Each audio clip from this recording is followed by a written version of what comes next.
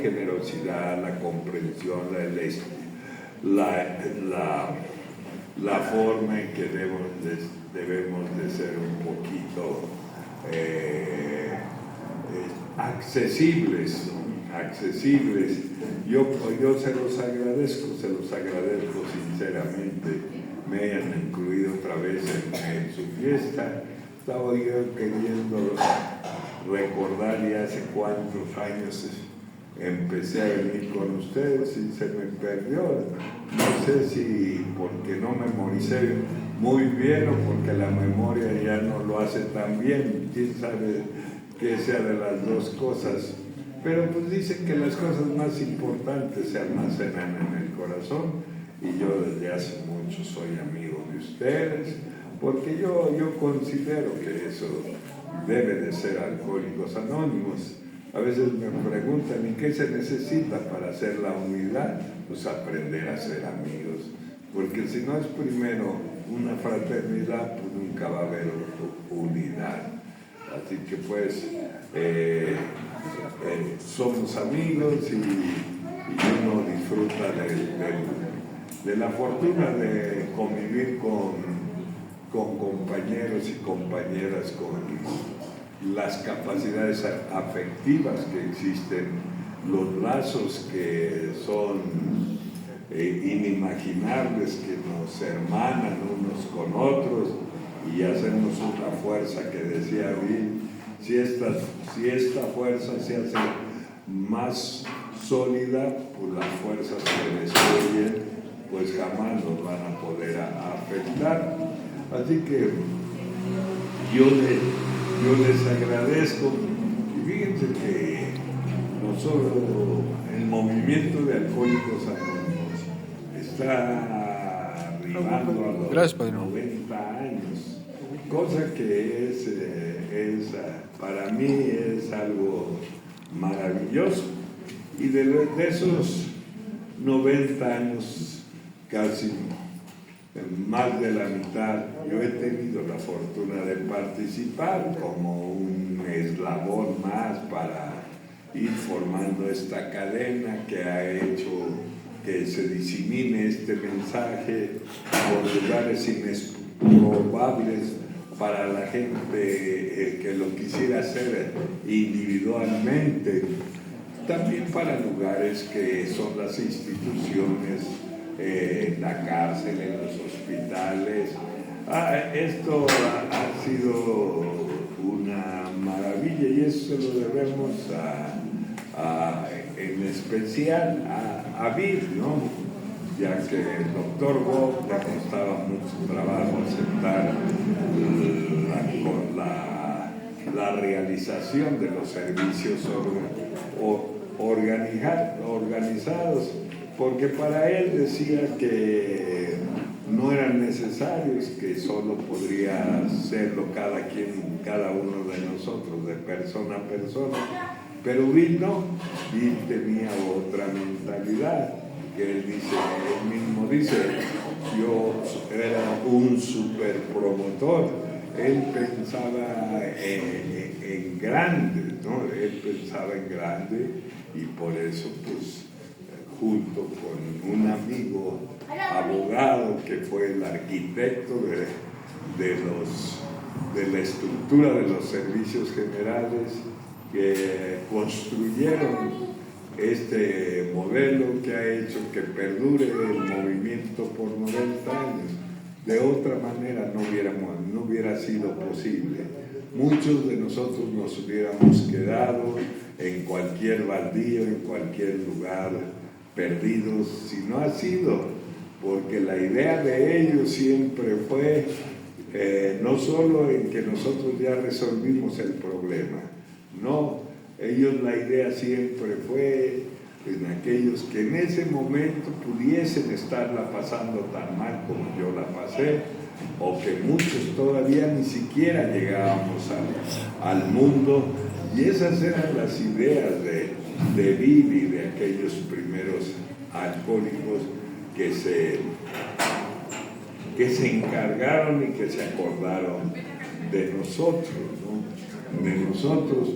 Así que siempre que uno recuerda esto y lo hago por un solo afán. Nadie puede amar lo que no amas, ¿no? Y a mí me dijeron desde que empecé, tienes que conocer tu historia y la historia del lugar a donde tú has iniciado una etapa diferente de tu vida. Yo que conocí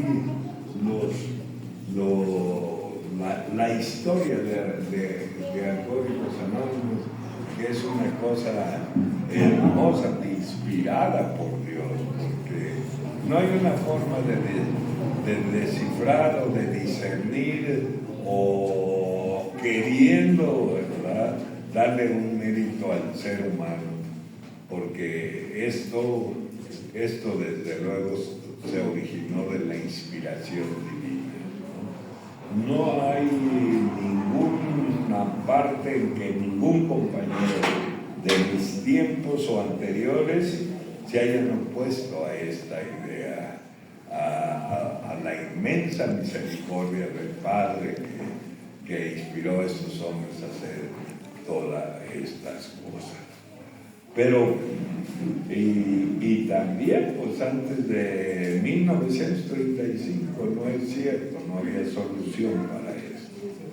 Algunos decían que los grupos Oxford, que los grupos washingtonianos, pero no, ellos les faltó algo que Bill, con los primeros alcohólicos, lo encontraron, ¿no? Lo encontraron. Y ese algo me llama la atención un día que un médico le fue a reclamar a Bill por qué no se quedaban de tantos nuevos que mandaban de unas clínicas, de unos hospitales que eran privados y los mandaban canalizados a los grupos de Alcohólicos Anónimos como consigna. Pero se daba cuenta el médico que casi nadie se quedaba, o eran muy poquitos los que se quedaban.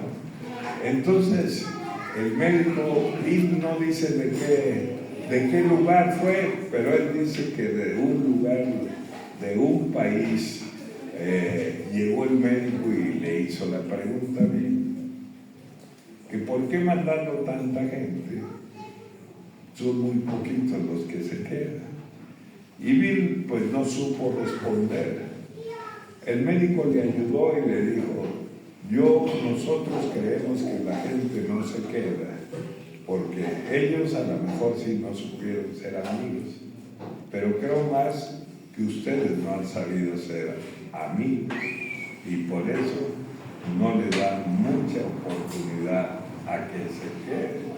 Y eso pues obedece a que a veces nosotros decimos, a lo mejor muy abajo del consciente, pues yo ya estoy bien. ¿Qué preocupación o qué necesidad tengo yo de meterme más compromisos en mi persona? Pues esos son los pensamientos regulares. Entonces, pues hasta esa fecha no había. Yo estaba leyendo hasta 1934 empezó la solución y me da mucha curiosidad ver cómo empezó esto. El doctor que tuvo a bien atender a Bill ni era alcohólico, es más, ni nunca se casó, ni tuvo familia. El doctor que escuchamos que mencionan los compañeros del doctor Silver. Pero dice el libro que un día estando en clases el doctor, en la secundaria, un maestro lo puso en evidencia. Y dice que el doctor se molestó mucho. Y se levantó y él solo mismo decidió expulsarse. Y se salió de la escuela para irse a buscar otra escuela Dice la historia que él no fue borracho, ni tuvo familia, pero lo que consideraba Billy, los primeros alcohólicos, que esa forma rebelde de ser del doctor que mostró, fue lo que hizo que nos entendiera, que nos comprendiera, que se interesara y que fuera el primer médico que diagnosticó esto como una enfermedad. Lo digo porque el tema es muy bonito, tiene que tener su raíz en lo que es nuestra enfermedad. Entonces, así fue como el doctor Silver fue su vida. Ya después se dedicó a atender a borrachos, pero él no era psiquiatra, él era neurólogo, ¿no? Pero le tuvo mucho amor a los borrachos, cosa que también llama la atención.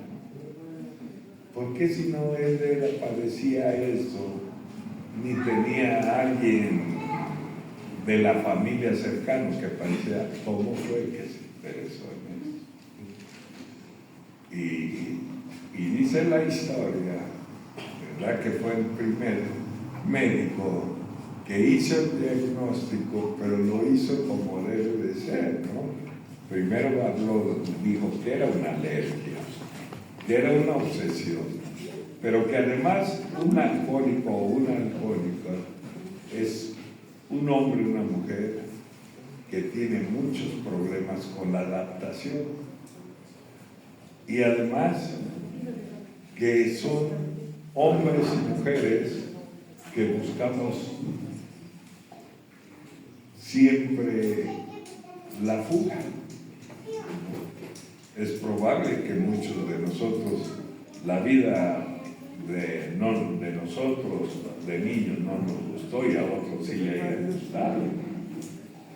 Entonces, él va dando exactamente cómo son los síntomas de la enfermedad. Ojalá fuera nada más suprimir el síntoma, pero no, él se encarga de decirle a Bill que había que ponerle mucha atención.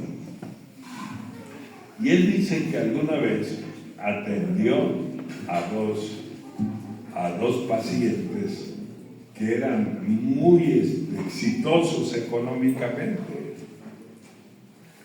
y que los atendía. Y yo cuando llegué a Alcohólicos Anónimos decía, el alcohólico bebe cuando menos tiene que beber.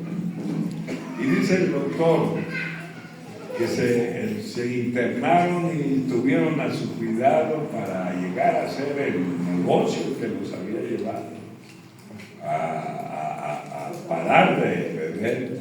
Y 2 días antes de dejar de que se hiciera la cita para capitalizar el negocio, estos se emborrachan.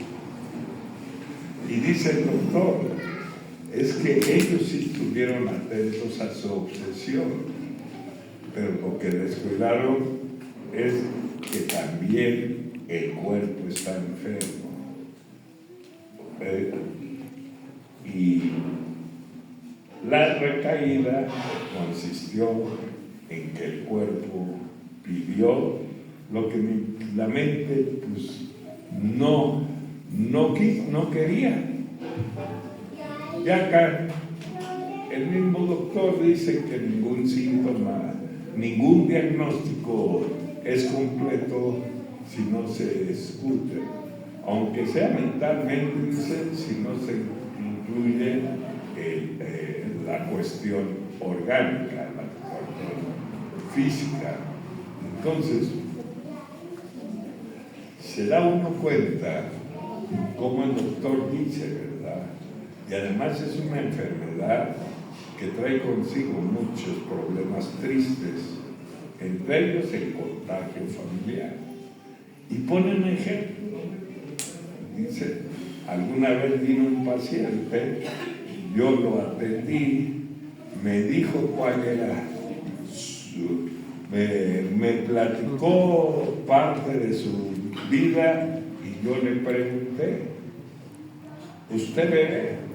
Y él contestó, lo hago ocasionalmente.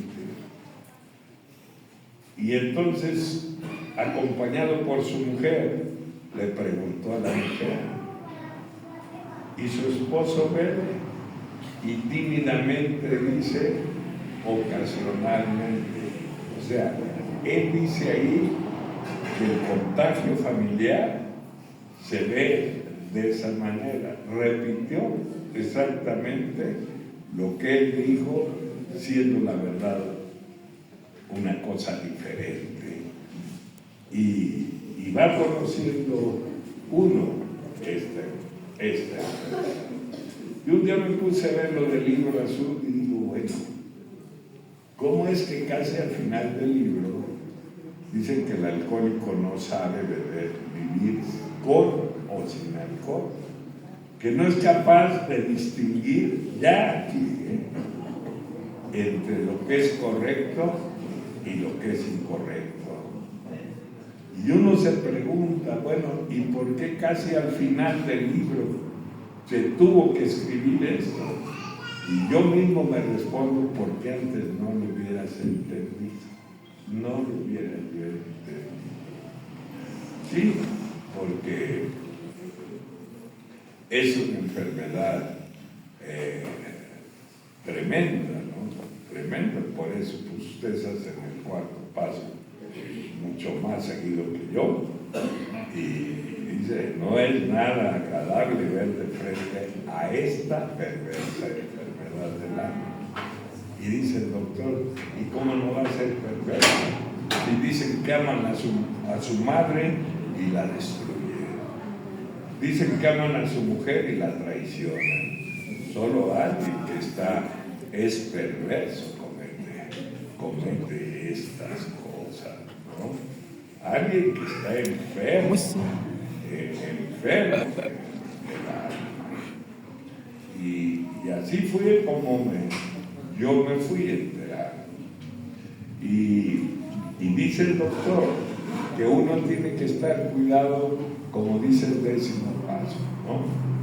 El 10º paso dice que tenemos que estar atentos a un olor, a un recuerdo o a una circunstancia. Dice que cuando uno no está atento a su enfermedad, cualquiera de esas cosas lo puede uno hacer, volver a beber.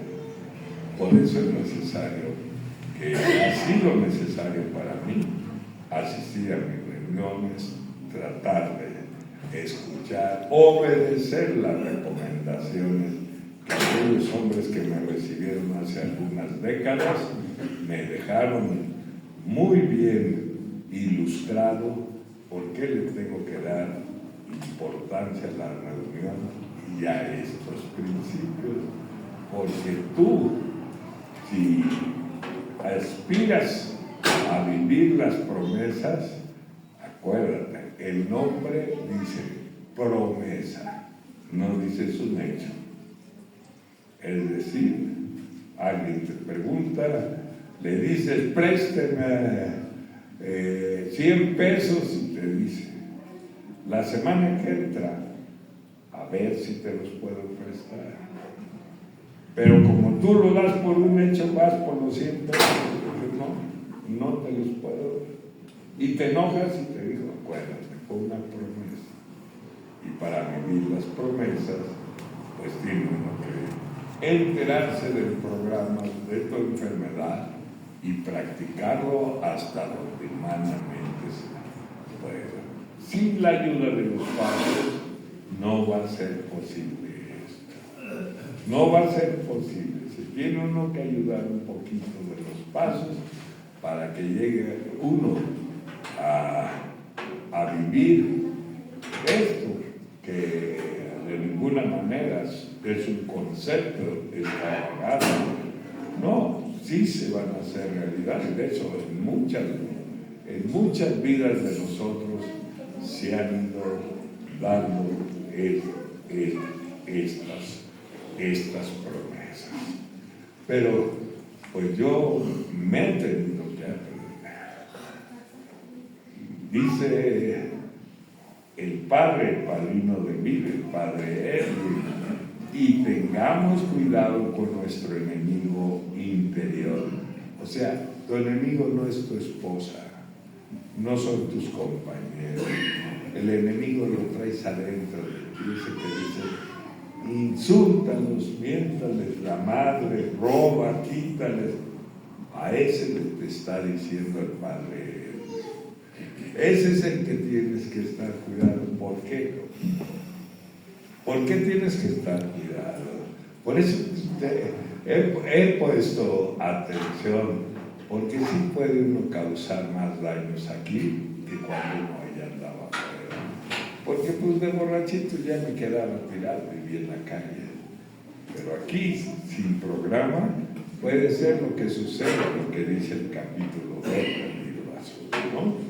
El capítulo 2 del libro azul, Bill pone un ejemplo de una obra que fue realidad.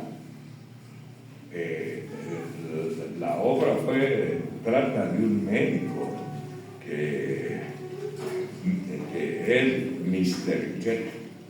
Hegel.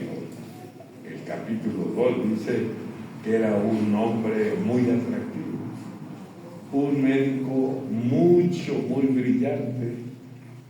Él era de Inglaterra y atendía los casos de la gente encumbrada, como también atendía a la gente que no era muy redituable porque no tenían dinero. Era atractivo y era muy buena gente. Y resulta, el capítulo 2 dice que uno se convierte de hombre a bestia, pero no solo de bien.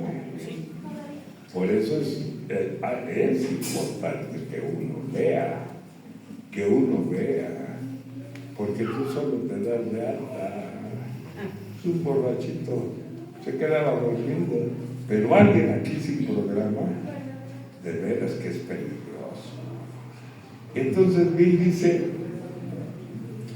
que este médico inventó una pócima a donde se la tomó y se convirtió en bestia. Y después de hacer un destrozo,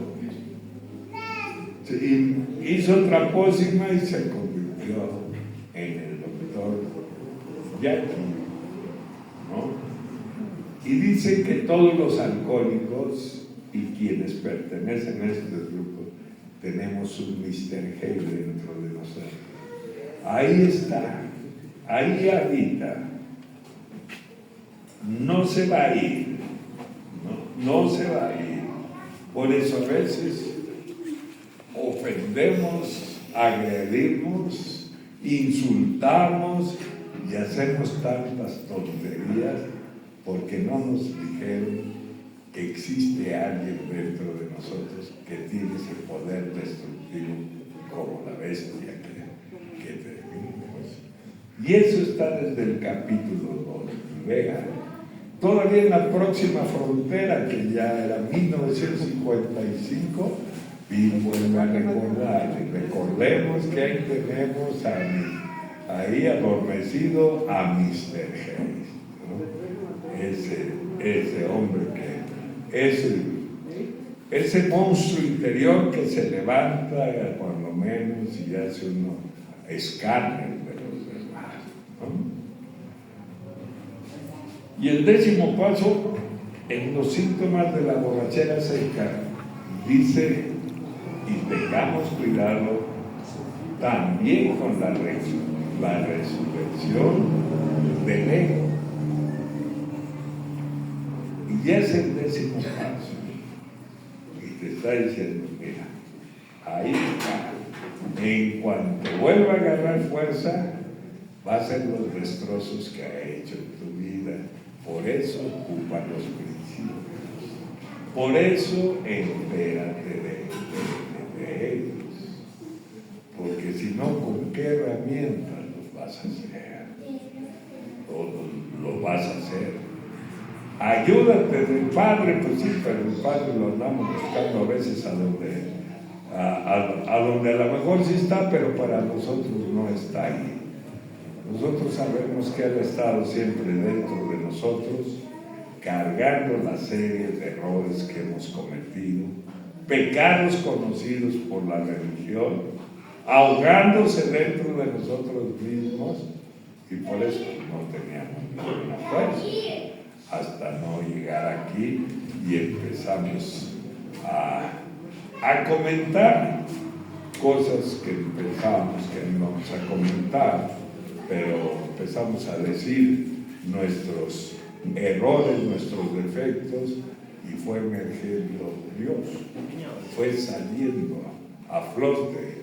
Entonces sí empezamos a tener la dirección y la fuerza que no teníamos.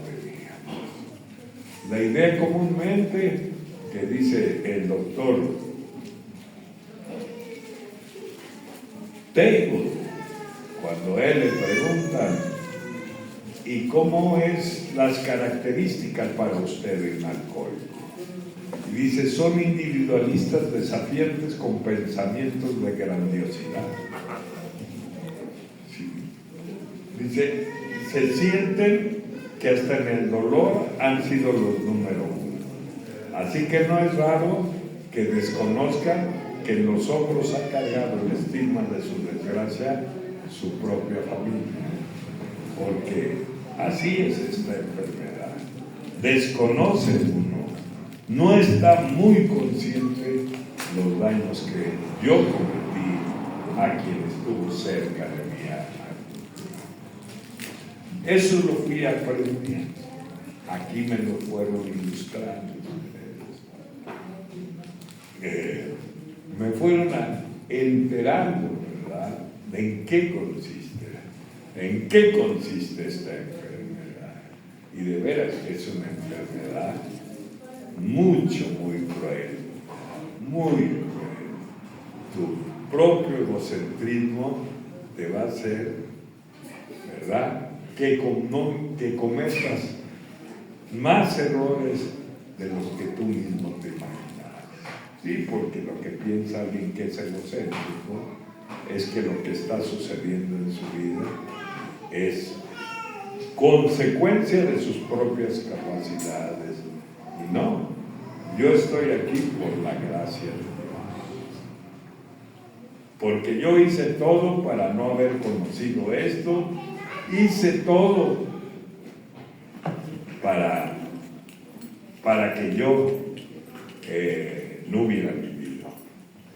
Y además me hubiera gustado no haber vivido, porque cuando se vive en la agonía que tuve que vivir, la muerte puede llegar a ser un premio. Y uno busca que se acabe ese problema que lo hace vivir de la forma desesperante que vivimos mucho, y hace uno que haga tantos daños a los demás. Y eso me dijeron, no se te olvide realmente cuál es tu problema, de dónde proviene y lo que realmente hay dentro de ti. Lo que hay dentro de mí es lo que acabo de mencionar, ese monstruo que es insaciable. Él no va a estar a gusto con nada. Eso lo aprendí aquí. Yo siempre llegué, cuando llegué, ya les he platicado la forma en que llegué, ni siquiera saber el día que era, menos el año, y mucho menos. Así es como yo llegué con ustedes. Muy maltratado por mi forma de haber vivido, mi forma de haber bebido. Pero hoy en día puedo decir gracias. Gracias porque descendí hasta donde tenía que descender. Por poco le calculo mal y ya no tengo la oportunidad de conocerlos, pero yo necesitaba un escarmiento de la forma en que yo lo tuve, haber caído hasta donde tuve que caer. Y no precisamente en eso que comúnmente hablamos como aventuras de cantina. No, de esas cosas no estoy hablando. Yo estoy hablando del verdadero dolor de alguien que tiene un padecimiento del alma, que lo consideran perverso. ¿Y quién es un perverso? Alguien que deliberadamente daña. Alguien que deliberadamente hace daño. ¿De dónde proviene todo esto? Pues tiene una raíz en todo esto. Bill, el divorcio de sus padres, nunca lo pudo superar. Quien le ayudó a superarlo fue Lois Nazareth. Pero él no pudo superarlo. Se le murió la novia que tenía proyectos de casarse con él. Se muere, le anuncian que quedó en la plancha del quirófano y él cae en una depresión de 3 años. Y va narrando su vida de la forma que es la vida de nosotros, muy frágil, muy débiles, muy débiles. Y cuando Bill pasa el tiempo y llega a Alcohólicos Anónimos a su mayoría de edad, él, su amigo entrañable, le da la palabra y Bill dice eso. Un alcohólico o una alcohólica es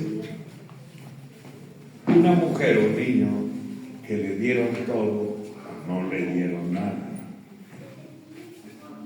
Casi todos son hijos de padres y madres con relaciones destructivas. Es por eso que no va a ser raro que más adelante, dice Bill, busquemos en nuestra mujer a nuestra compañera y a la vez a nuestra madre. Y lo mismo pasa con la mujer, busca en el hombre su pareja y también a su papá, porque es una enfermedad terrible, terrible. Yo tengo un amigo que cuando íbamos a su casa, él tocaba, íbamos a tomar, tocaba el timbre y de adentro le gritaba a la señora, ¿quién es? Y él contestaba, yo, mami. Y de adentro le contestaba ella, voy, papi, voy, bebé. Fíjense las cosas que va llevando el programa a que conozcas la verdadera identidad. Porque a veces tenemos ya 70 años y no nos damos cuenta que morimos a los 30 y nos sepultan después de los 70. No nos damos cuenta, porque pues, nunca entendimos esta enfermedad. Y es así como Bill dice que es esta enfermedad. Y desde luego que yo puedo dar constancia que así es esta enfermedad.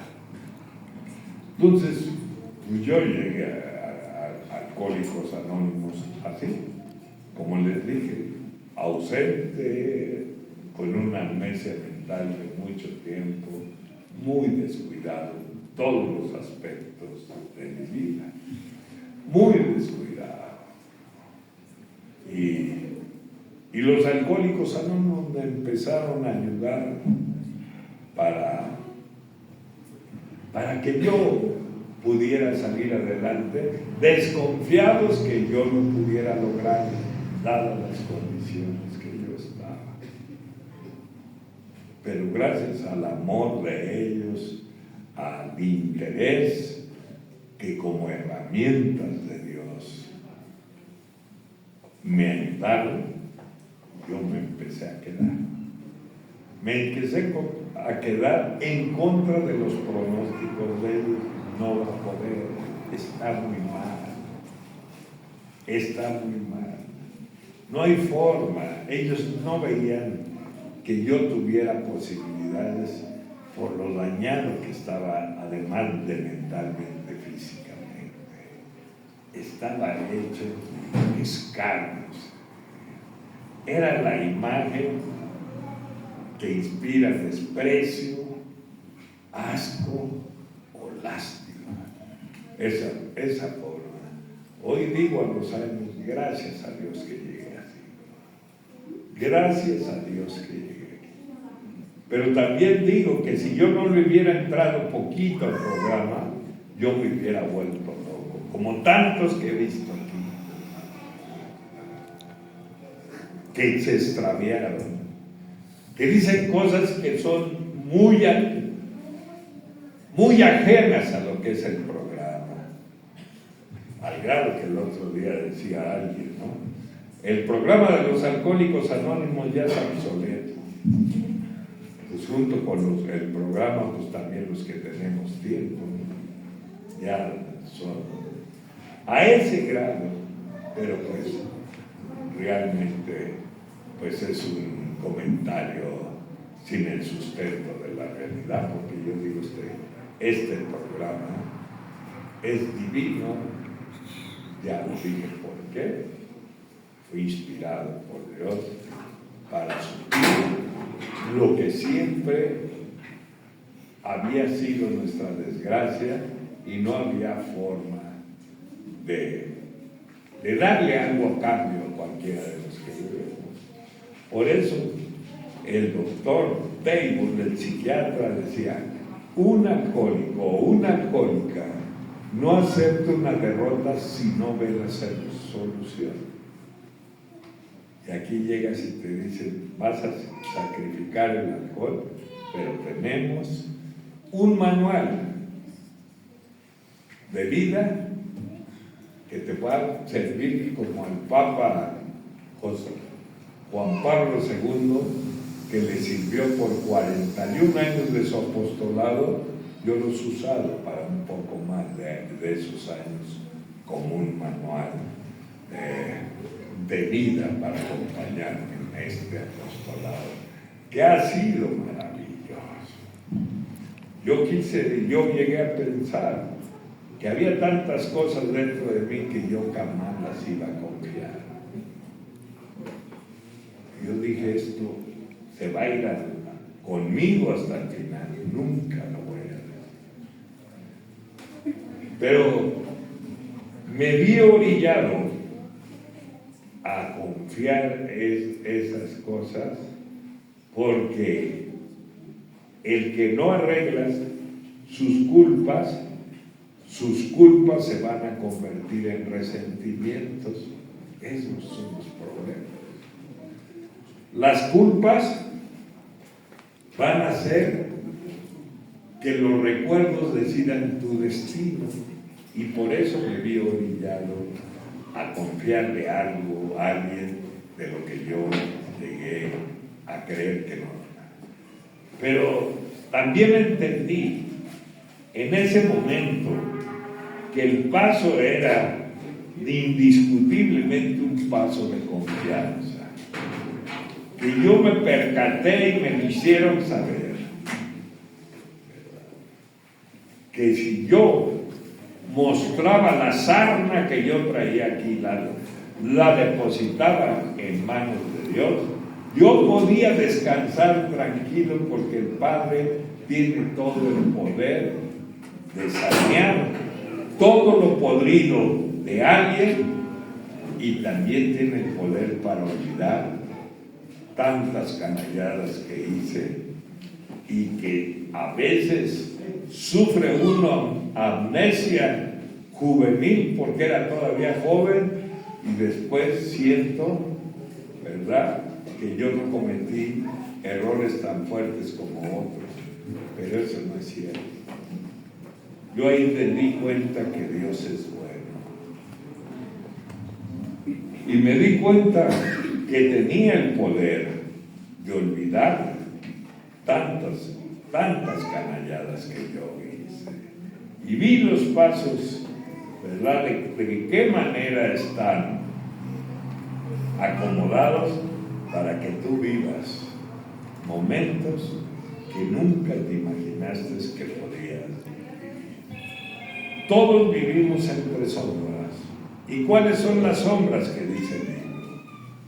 Pues algunos padecemos de salud, de falta de dinero, otros de malas relaciones familiares, otros de diferentes causas, pero todos tenemos alguna preocupación en nuestra vida. Y entonces en el recorrido de los pasos, poco a poco, fui dando con lo que está escrito de las promesas. Y para mí fue extraordinario decir que aquí se iba a encontrar una nueva visión de libertad y de felicidad. ¿Y a qué libertad se referían los alcohólicos? Y a la libertad de quitarme la atadura que siempre me acompañó con el alcohol. A la libertad a donde siempre estuve preso sin ser libre por desconocer que mis dependencias eran tan fuertes que no lo pueden hacer uno sentir que uno es libre. La libertad de elegir, dejas de beber o no, o bebes, tú tienes la libertad. Tú tienes la libertad de mejorar como miembro de la Sociedad de Alcohólicos Anónimos o ser un triste testimonio de lo que no es Alcohólicos Anónimos. Tú tienes la libertad, tú no estás obligado a practicar el programa. Pero si tú no te acercas a lo que estoy mencionando, también es muy triste estar sufriendo aquí. Preso por tus exigencias de aprobación, de reconocimiento. No eres libre porque no has aprendido a dar sin esperar nada a cambio. Buscas que todos volteen, te reconozcan, y no vive uno en la libertad. Aquí te vamos a enseñar una libertad. Hay un artículo de mí que se llama La libertad bajo de Dios. Tienes tres opciones: conformarte con el hecho único de dejar de beber. Tienes la opción de conformarte con algunos cambios o intereses en mejorar, o tienes la libertad de vivir con todas las capacidades que genera la bondad de Dios. Tú tienes la libertad.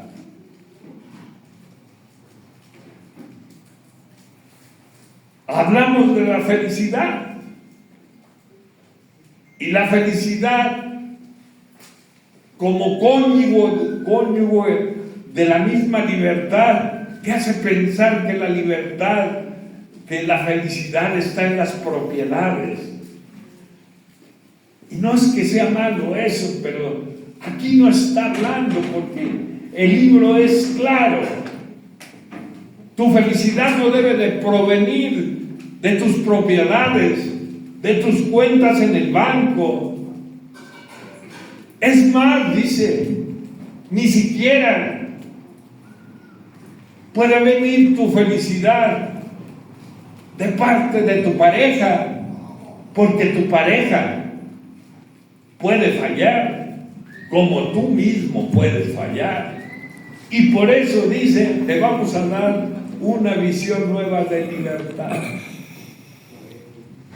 Las culpas son barrotes de acero, pero el perdón derrite esos barrotes y puedes ser libre.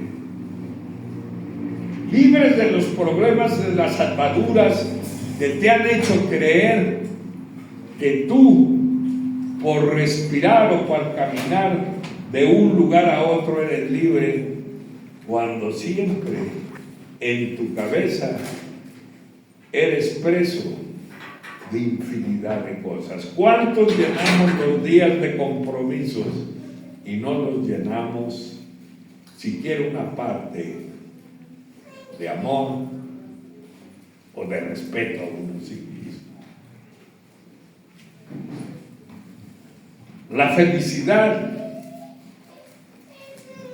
que a fin de año todo el mundo le manda textos a otros, que seas muy feliz. Y el año pasado alguien me puso que encuentres la felicidad en el lugar más complicado para encontrarla.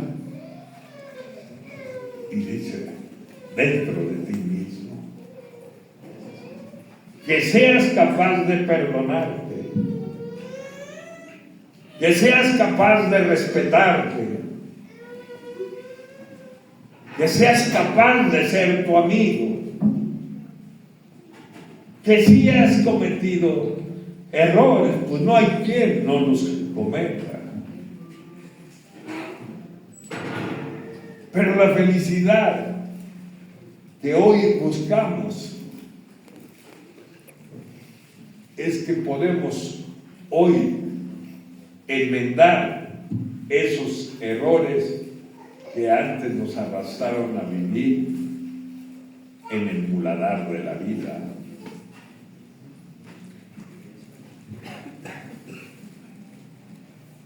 Dice que la verdadera felicidad nunca me supuse dónde estaba. Además de estar dentro de mí, la verdadera felicidad es entregarte a Dios y a ti mismo para ayudar a otros, para servirle a otros, para que vean lo que le dije un día a mi padrino. Un día me van a pagar, y me dijo, claro que sí, el día que tú cooperes con los compañeros a que rían, cóbrate lo que quieras, y eso te va a hacer que seas feliz. Y es uno feliz cuando le cobra interés a esto por extenderle la mano a otro, por ayudarlo a salir adelante. Somos felices cuando hay fiestas o días conmemorativos, la Navidad, el Año Nuevo, alguna fiesta que sea un aniversario de cualquiera de los que de la familia. Y dijo Teresa de Calcuta, no puedes ser feliz solo cuando vienen esas fechas. Nosotros tenemos que ser felices porque vamos a aprender a hacer de un día ordinario un día especial, porque venimos de la nada. Este día es un día que no nos pertenecía. Este día no teníamos por qué vivir. y nos lo ha concedido el Señor. Ay. Aquí está. Pero cuando regresa el ego con la fuerza que él, lo vas a dejar de aprovechar. La felicidad no es ausencia de problemas, porque en ninguna parte dice eso. La felicidad es que hoy tienes una nueva actitud para enfrentar tus propias experiencias que no sean de tu agrado. Más bien dice, eso ni problemas se llaman circunstancias.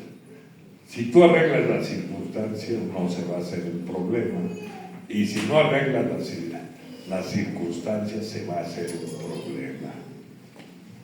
Y así es como empiezas a ver.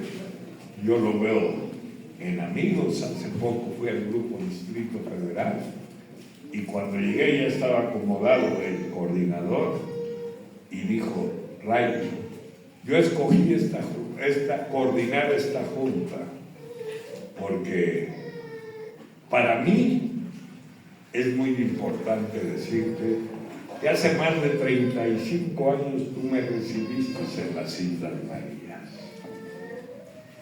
Cuando él dijo eso, que no me dio ningún recurso material, cuando él mencionó eso, mi corazón se sacudió fuertemente de ver a un hombre que lo conocí en la desdicha y participé en algo para que él dijo: hoy vivo por mi familia y sigo adelante. Entonces, ¿de qué se puede lamentar uno del pasado? ¿O de qué puede uno sentirse orgulloso del pasado? Si la promesa dice no nos lamentaremos del pasado, no. Porque no podemos caer a los hábitos de la conmiseración. No puedes venir eternamente a hablar aquí de tu infancia, que hubo carencias, que hubo golpes, que hubo desatención, porque entonces no hemos entendido que no se tiene uno que lamentar del pasado. El pasado no se ocupa para conmiserarse. El pasado al final es una bendición. Es una bendición en mi vida, que han venido las promesas poco a poco. Yo les he platicado que mi mujer es media especial en su carácter. Y hace unas semanas murió una compañera muy amiga mía. Y entonces yo dije, ojalá cuando me toque a mí, le dije a mis hijas y a ella, yo no vaya a darles mucha guerra. Y contestó ella, y si fuera así, aquí estoy yo.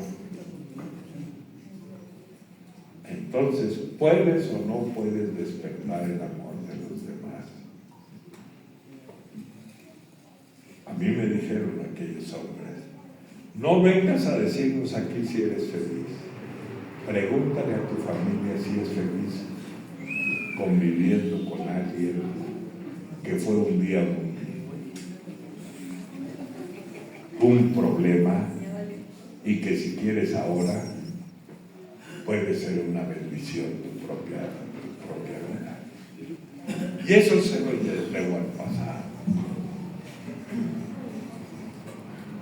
Nosotros somos muy dados a la conmiseración.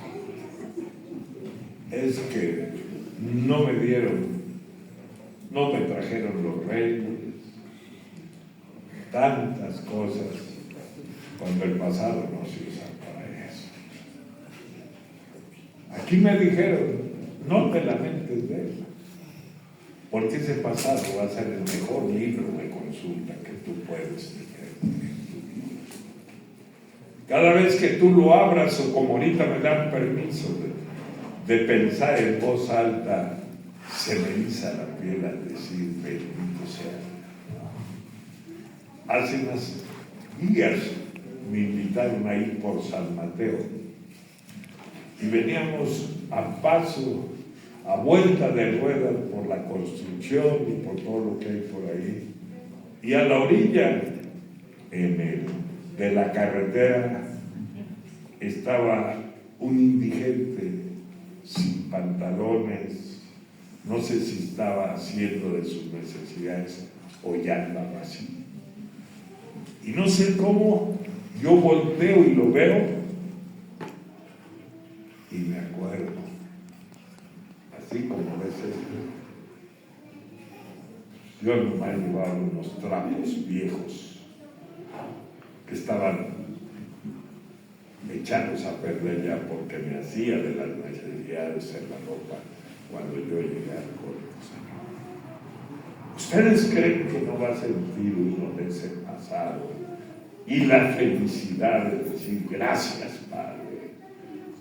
Gracias porque descubrí algo en Alcohólicos Anónimos, que los que asisten a la religión, bien hecho, pero regularmente van con la idea, o vamos con la idea de no irnos al infierno. Y los que le empezamos a entrar a la espiritualidad, venimos del infierno. Lo conocemos bastante bien, el infierno. Y venimos huyendo de él, y encontramos esto que nos dice, miren, esto usted fue en la vida. Una persona de 26 años era la apariencia de un anciano muy descuidado. Entonces, en un tiempo quizá pude haber usado ese pasado para lamentarme o para decir, mejor lo olvido. Y me dijeron, no lo olvides, porque ese pasado va a ser el impulso para que tomes fuerzas cuando carezcas de ella, y tu pasado, cuando tú se lo transparentes a alguien, lleva la consigna de darle una esperanza. Si este pudo salir de ahí, yo como no voy a poder ayudarse. Ese pasado en que tenía la opción de cerrarle la puerta, hoy lo recuerdo. ¿Y cómo lo recuerdo? Cuando es necesario. Dicen que cuando tú tienes ganas, que se te quiere desgraciadamente la idea de tomarte un trago, en el libro Viviendo Sobrio dice, no se acuerde de su última borrachera, de su último trago, porque a lo mejor sí la pasó bien. Acuérdense de su última borrachera, para que de ahí mismo resuelva el problema de la tentación de volver a beber. Y volvió para atrás y veo mi pasado lleno de miserias. Y digo hoy, gracias a Dios, porque viví esa vida miserable, que me adiestró a comprender los errores de otro, que me capacitó para tocarle el alma a quien ha necesitado de una palabra de aliento, pero no lo he hecho como un atributo personal, sino que lo he hecho porque le he pedido a Dios que me use como bocina para decirle a alguien lo que tengo que decirle o lo que debe de escuchar él. Porque si yo lo hago de la forma en que a mí se me ocurra, a veces en lugar de que le dé ganas de dejar de beber o de seguir adelante, tiene riesgo que caiga en desánimo y se vaya por no pensar lo que ando diciendo o lo que estoy diciendo sobre él. Mi pasado está lleno de muchas desventuras. Ya les dije cómo llegué. Una muchacha terminó en la cárcel por ser mi pareja. Unas criaturas gemelas que procreamos. No sé si quedaron en un orfanatorio o lo recogió la familia de él, no sé. Desde que yo llegué al mundo, no los he vuelto. No los he vuelto. ¿Y de qué sirvió mi pasado? De que yo cuide mi hija. Y de paso, que cuide el bienestar del grupo para que los que lleguen tengan la oportunidad que yo he tenido hasta el día de hoy. No le cierro la puerta a mi pasado, ni nunca se la cerré. Me causó dolor, es cierto, porque yo les dije aquí que yo toqué fondo no cuando andaba borracho, cuando empecé a dejar de beber, me alcanzó mi pasado, me reprochó. Supe lo que de esta muchacha, me vi en las miserias en que estaba, pero eso me hizo que yo me quedara con ustedes y que mi pasado el día de hoy sea el tesoro más grande que tengo. Me ha hecho poder comprender. Y un día me dijeron, de tanto que has ido a la cárcel, ¿qué has aprendido de la cárcel? Y le digo yo, cada metro que yo he caminado en la cárcel me ha servido para valorar los enojos de mi mujer, las desobediencias de mis hijas, los berrinches de mi nieto. Me han hecho, ¿verdad?, valorar muchas cosas y cuidarlas, que a veces no las valoramos ni las cuidamos porque se nos ha olvidado o porque no hemos estado en la línea de fuego de donde he estado. Un pasado lleno de tristeza. ¿Y ustedes creen que alguien que trae un pasado tan lleno de amarguras va a poder comprender la palabra serenidad?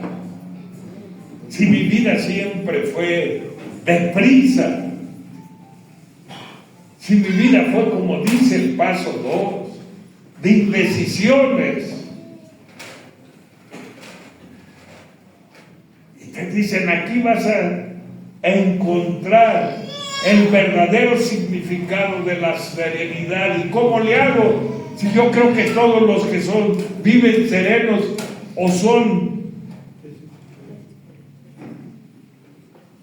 gente que se dedica a ser ministros religiosos o tienen alguna profesión en que les puede dar el efecto de vivir sereno. Pero yo, que he vivido con tanta ansiedad, que viví con tanta prisa, ¿cómo voy a poder vivir? Y me dijeron, aquí tiene usted esto, y se llama la oración de la serenidad, pero entiéndala bien. Usted le va a pedir a Dios serenidad, pero también tiene que recordar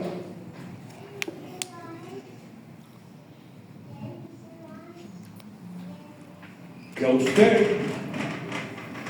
primero le pedía a Dios alguna mujer, un coche o dinero, y mi padrino me dijo, te tengo malas noticias. Dios no tiene ni harén, ni bancos, ni agencias de coche. ¿Por qué no solo le dices, Padre, hazme sentir que soy tu hijo y verás que vas a estar seguro. Hazme sentir que soy tu hijo. ¿Por qué no le pides que te dé amor? ¿Por qué le pides esas cosas que tú pensaste que te iban a hacer feliz y aprendí a decir, ayúdame? Ayúdame a estar sereno, sereno como paloma. Y se logra. Yo estaba detenido para nunca volver a salir libre. Tenía algunos años de haber dejado de beber. Me tenían detenido ya como proyecto de trasladarme al reclusorio. Los muchachos que aquí vienen uno metieron cajetillas de cigarros porque decían, él va a volver a fumar con la tensión de allá adentro. Y yo les puedo decir, Dios es bueno. Y teniendo ahí los cigarros, yo nunca abrí una cajetilla. Y sabiendo que yo me iba a quedar a morirme dentro del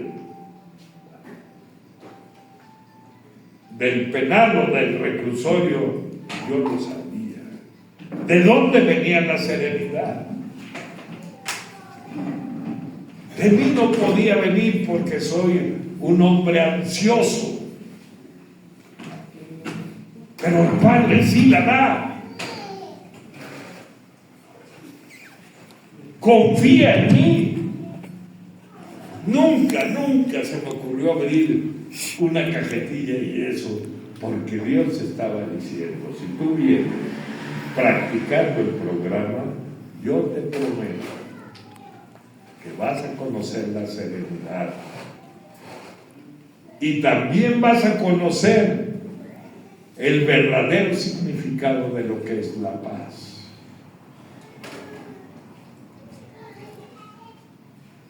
Y cómo Él te empieza a cumplir lo que te prometió, solo poniendo una parte de todo esto. ¿Y cómo fue que encontré la paz, que no es mucha, pero la tengo, gracias a Dios?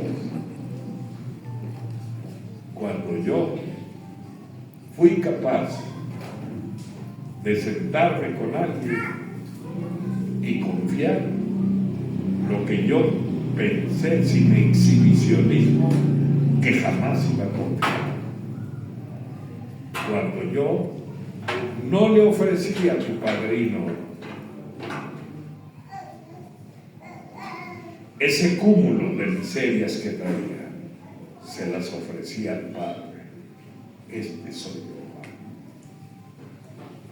Pero él lo veía. Sí, yo sé que lo sabía.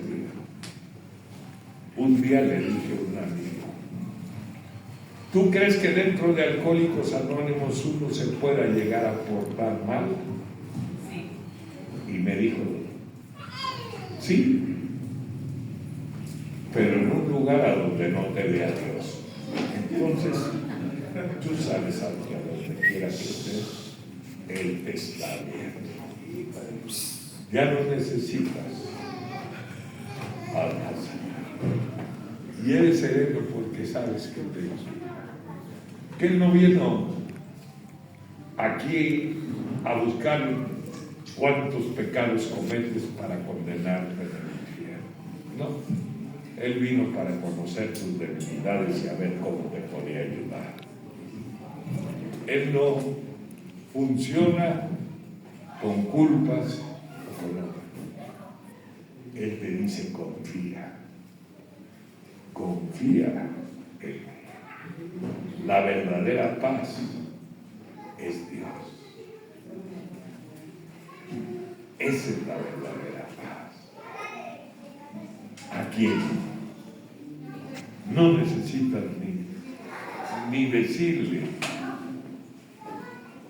oraciones o rezos especiales o exagerados, ¿no? Porque le empecé a confiar, empecé a contarle mis miedos, mi egoísmo. Empecé a decir verdaderamente, dice el libro de la variedad de experiencias religiosas, cuando la gente va siendo adulta, mayor, se relaciona con Dios de una manera más sencilla. ¿Cómo no vas a estar sereno si te levantas y le dices, gracias? Gracias por este nuevo día. Pero también me gustaría preguntarte, ¿y tú cómo amanecerías? ¿Cómo amaneciste? Yo, con tu ayuda, bien. Y también me gustaría decirte, ¿en qué te puedo ayudar? ¿Y quién no conoce de esa manera? Y si descendí a donde los mismos alcohólicos anónimos dijo, ese cabrón no va a vivir porque no hay forma de que viva. El padrino del Pancho, Ángel Buenagente, decía, mi rey, había apuestas entre nosotros que tú no tenías forma de salir adelante. Llegué hecho pedazos. Me hacía de las necesidades. Si me preguntaban una cosa, o no respondía o contestaba otra. Todo descuidado. Así es. Y entonces ni modo que hoy pueda decir que yo estoy aquí por mis capacidades. Estoy aquí porque Dios me quiso utilizar. No me necesita, pero me quiso utilizar. Por eso, tú que le descendiste hasta abajo, lo que sabes es decirle, como le dije un día, que andaba medio lúcido a una pareja, me regalan para un trago, porque ya era tarde, iban a cerrar la vinatería, y agarró y me dijo, ¿no te da vergüenza estando tan joven que estés viendo la vida? Descendí hasta que sintiera el desprecio de los demás, el rechazo, el vagar en la ciudad de México, siendo la misma ciudad mi psiquiátrico, el manicomio. Esa fue mi vida. Descendí hasta la última paila del infierno, a ese mundo de sombras, de mucho dolor, que no podía yo soportarlo sin beber, y por eso siempre andaba borracho.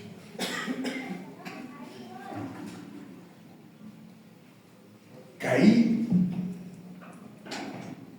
al grado que para mí a donde me quedara, a donde me quedara tirado, allí era mi, ahí me iba a quedar a dormir.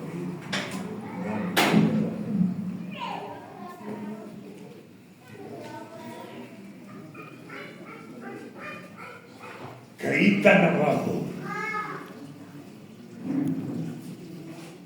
como creo que me he preguntado muchas veces cómo fuiste capaz de vivir de esa vida en medio de vacas, que se tragaban la comida que traían en la boca, sucio con meses de no asear.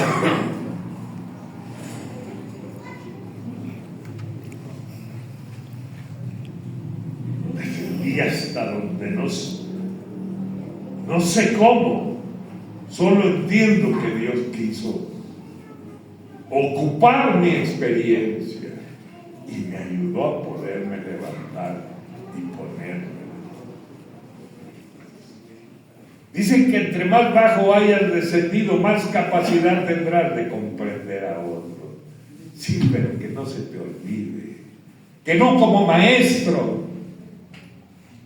que no los hagas sentir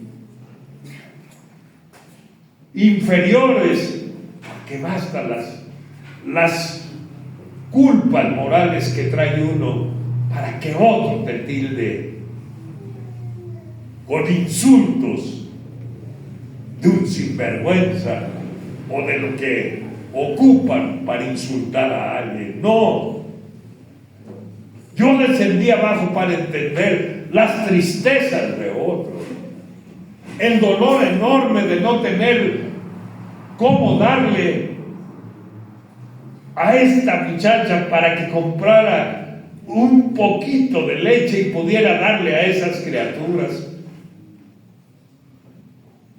porque su llanto de ellas era un esbozo de dolor, porque carecían de todo, porque vivían en un lugar, un hotel de mala muerte en la Candelaria de los Patos, en la Merced, una muchacha que salió de un lugar decente, unas criaturas que no tendrían por qué vivir, pero para su desgracia, quien las engendró era un pinche borracho. Y el llanto de ellas era un llanto común a los bebés,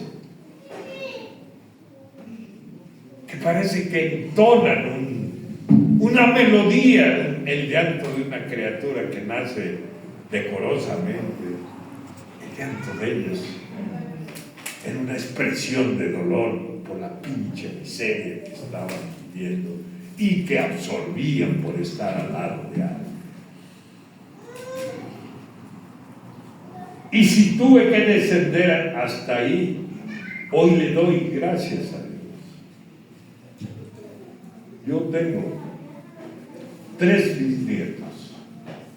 Uno tiene 6 meses, el macho. Y apenas hace unos días fueron por mí de un grupo. Y yo tenía al niño y me dice mi nieta, abuelito, ya llegaron por usted. Y yo hago el intento de dar al niño y el niño se resiste. Y entonces pues ya lo tuve que hacer obligatoriamente porque el tiempo corría y se lo doy y el niño rompe el llanto. Y entonces mi corazón se estruja y digo, como que estas manos y ese pasado que fue lleno de tantas miserias, hoy le puedan dar seguridad, amor, confianza a alguien ingenuo que percibe sin ningún prejuicio la gracia que puede brotar del corazón de alguien que sin darse cuenta su fuerza viene de su propio pasado. Porque la fuerza que tengo viene de aquel pasado oscuro y miserable que yo llevé. Dice Yanka Alexander, para estos casos tendrán que regresar a los baldíos, a donde acostumbraban a beber, a constatar si es cierto lo que les está sucediendo. Porque a veces aquí piensas que casi es un sueño por todo. Dijeron cuando se abrieron la cárcel, los libros, los grupos en la cárcel, ese pinche Ray está loco. ¿Qué les va a ir a decir? Ellos, como yo, muy nuevos en esto, desconocían que mi pasado, por la forma de haber descendido, yo tenía la capacidad para poder ayudar a ellos con mi experiencia a que vale la pena darse una oportunidad de querer resarcir la vida equivocada que llevé. A mí me han dicho, ¿cuántas gentes has salvado? Yo he dicho, yo no he salvado a nadie. Mi pasado es el que los ha salvado. Cuando yo he abierto mi corazón y le he dicho a quien me ha prestado sus oídos de qué forma viví y qué es mi vida el día de hoy, obligatoriamente renace la esperanza. ¿Y cómo lo compruebo? Pues imaginativamente. Ahora le dicen a la gente, échale ganas. Eso es una burla. Es decir, a alguien se le muere su madre, y en la inconsciencia vamos y decimos, échale ganas, tú puedes, tú eres fuerte. Y en lugar de ayudar, dañamos.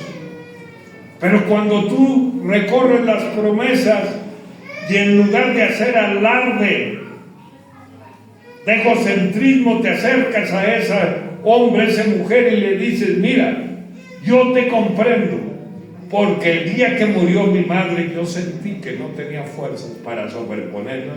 Entonces verás que tu pasado es magia para el dolor de otros, pero háblale de ti, no en calidad de maestro. Dile cuáles han sido tus síntomas de las desgracias que viví. Dile que mi pasado me adiestró para comprender y darle menos posibilidades a los que en la cárcel o afuera he podido trabajar con ellos. ¿Por qué dice así? Dice el folleto, porque un defraudador nunca va a poder engañar a un defraudador reformado. Yo soy un defraudador reformado, por eso mi pasado no les ha dado chance, ni a mis propias hijas. Amo a mis hijas y sé que como Dios con nosotros a veces hace que no ve lo que hacemos. Si puedes ayudar, ¿por qué no? Si puedes hacer el bien, para que, ¿por qué no lo haces? Porque se te ha olvidado a qué veniste aquí. Y ese pasado lleno de tantas miserias ha sido mi bendición. Un día, en la Navidad, compré unas tarjetas para el teléfono para nuestros compañeros en la casa.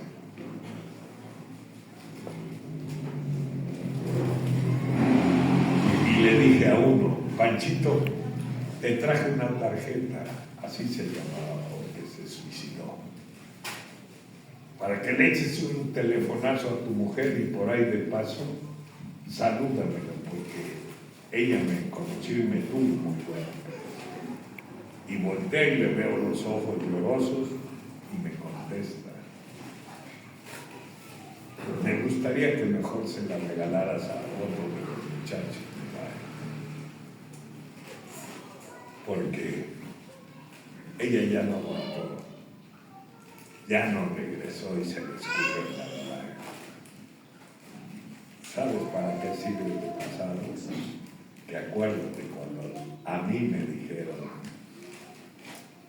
me voy con mis hijas porque contigo ya no quiero. ¿Te acuerdas de ese pasado? Tú sí sabes que ustedes vendrían como lógica que le dijera, échale ganas. O tendría que ser mi pasado de decirle, si te hace falta fuerza, aquí está mi honra. Te quiero contar que a mí en diferentes circunstancias, pero me sucedió lo mismo. Y hasta el día de hoy no he sabido nada, pero aquí estamos nosotros. Él se quitó la vida. Un día me habló el director y me dijo, quisiera que viniera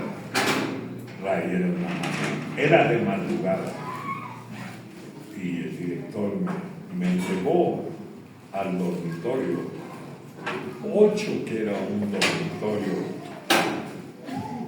que era para gente que estaba castigada, y entré y lo vi colgando, impresionante.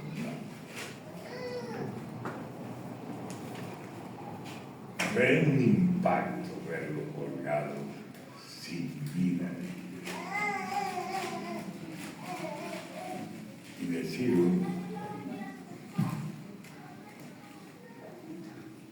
mira, y tú tienes tantas opciones, entre ellas tu propio pasado, y te vienes y te subes aquí a quejarte o a insultar a los demás. Dijo el doctor, deja de dar puntos de vista, da un mensaje. Además que le digas lo que sabes, dile qué has hecho con lo que sabe. Y mi pasado, que aquí hay gente, un compañero que sabe, ¿verdad?, que ha convivido conmigo muchos años, sabe lo que ha sido mi pasado, en manos de quien, inclusive las de él, de mi propia desgracia. Tanto ha sido así la bendición de mi pasado, que a mi nieto le pidieron para darle una oportunidad de pasar a un ciclo superior escolar. Le dijeron, después de haberlo rechazado por travieso, escribe la historia de una mujer, un hombre que admires más, y a él le encanta el fútbol. Y yo pensé que iba a escribir eso cuando mi hija me dijo, ¿qué crees que ya me dieron el papel para que Emil pueda pasar al ciclo superior? Y solo lo hicieron con el encargo de que escribiera la historia de alguien que admirara mucho o más. Y le dije yo, ¿qué futbolista fue? Porque le encanta, es un fanático. Y mi hija me extiende un folder con una hoja tamaño oficio donde decía con su puña en letra de él, al hombre que más admiro es a mi abuelo. Mi abuelo fue muy borracho. Mi abuelo lo dejó la familia. Ya nadie lo quiso recibir. Mi abuelo estuvo en la cárcel.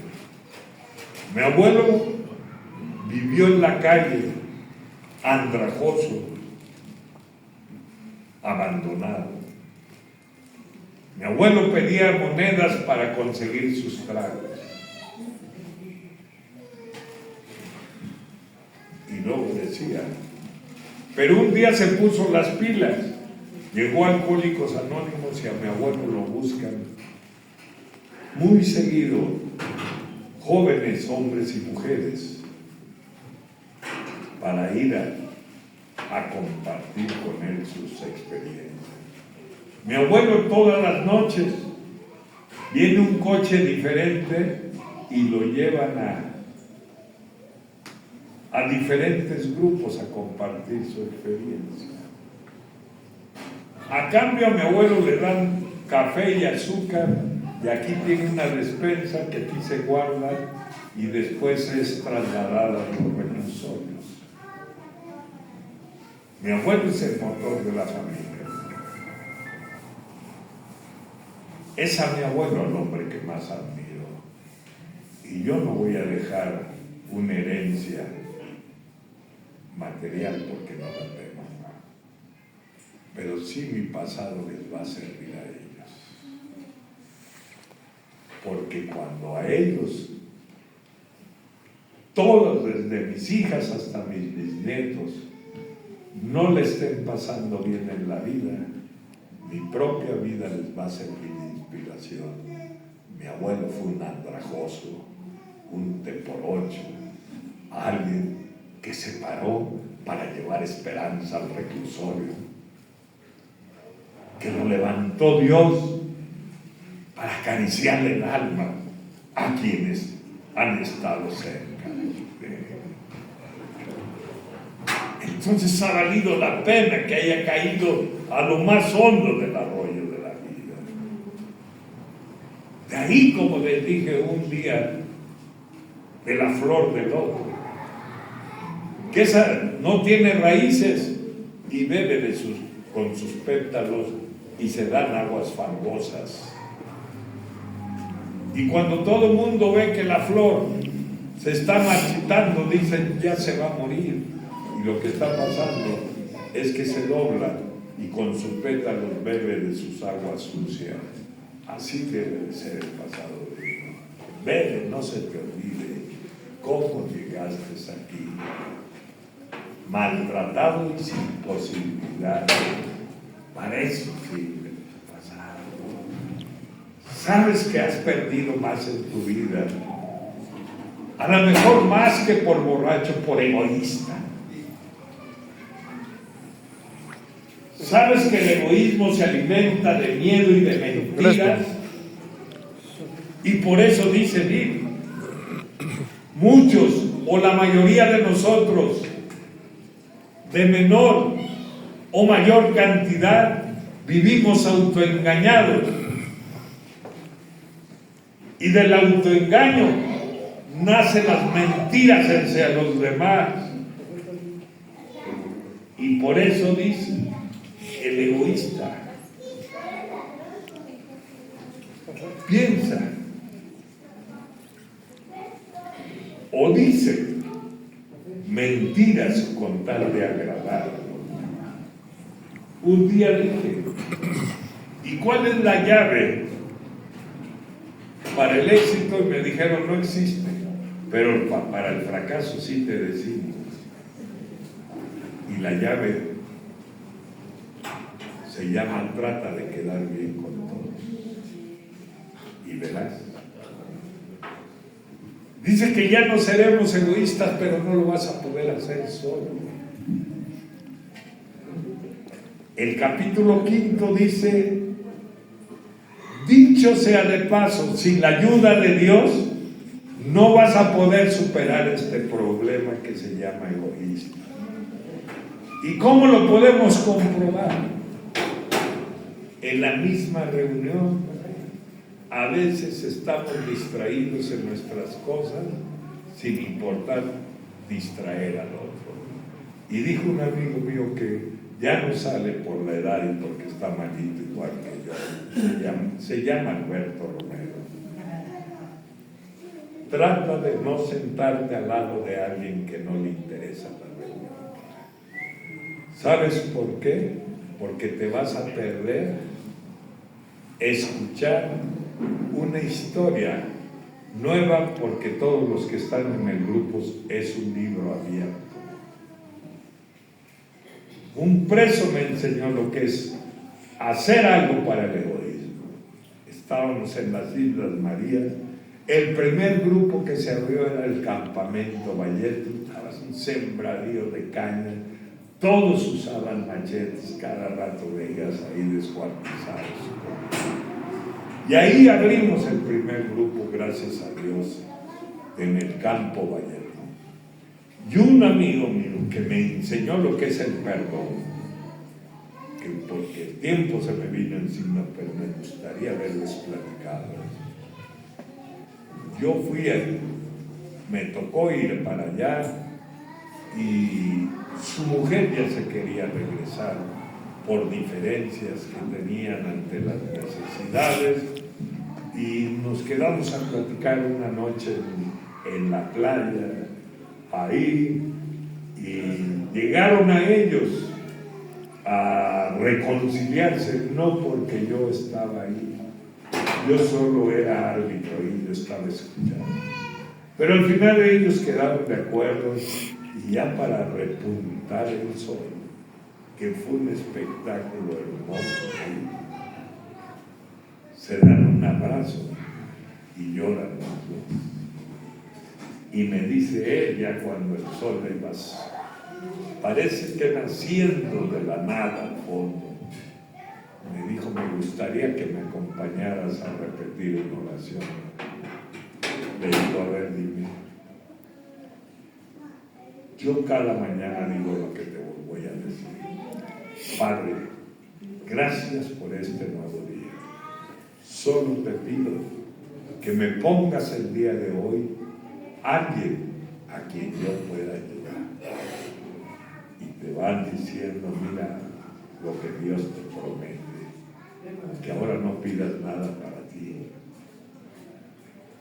que ahora le digas que eres, que quieres ser su instrumento de Él, que te ponga alguien a quien tú puedas ayudar, y las promesas se van dando poco a poco. No necesitamos brújula que indique el camino, porque la brújula se llama la fe. Esa es la que debe de indicar nuestro camino, que debe de estar protegida por las cuestiones mundanas, porque la fe es lo único que te va a ayudar en los propios momentos de incertidumbre. Cuando no estés muy consciente cómo puedes resolver algo, la fe lo va a hacer, te va a ayudar. Ya no vas a necesitar un aparato que te diga para dónde le tienes que ir. ¿Y qué es la fe? ¿Cómo podemos definir qué es la fe? Y aquí te dice, ¿qué es la fe? Que cada mañana le digas al Padre: gracias, tú eres el sembrador. Y como tú tienes las semillas, te pido que siembres en mí la semilla del día de hoy. Que no vayas a poner semillas de más porque soy muy mal labrador. Es confiar en que Dios no te va a dar más carga de la que tú puedes soportar. Yo desde luego no me puedo estar seguro que la duda es parte de la fe. Y yo algún día, porque lo aprendí, Cristo al último, cuando iba a morir, dijo: Padre, me has abandonado. Desde luego que Él nunca dudó, pero nos dejó un mensaje a todos nosotros: van a dudar, porque a veces no valdrá la pena venir de tan lejos a esto. Claro que vale la pena saber por qué, porque la fe crece alimentándola de otro, y por eso tienes brújula. Yo te dije que si tú me ayudas en esto, de alcanzar a otros, yo, en el momento que todos pasamos de dificultad, conocerás mi mano y la conozco. Y la conozco.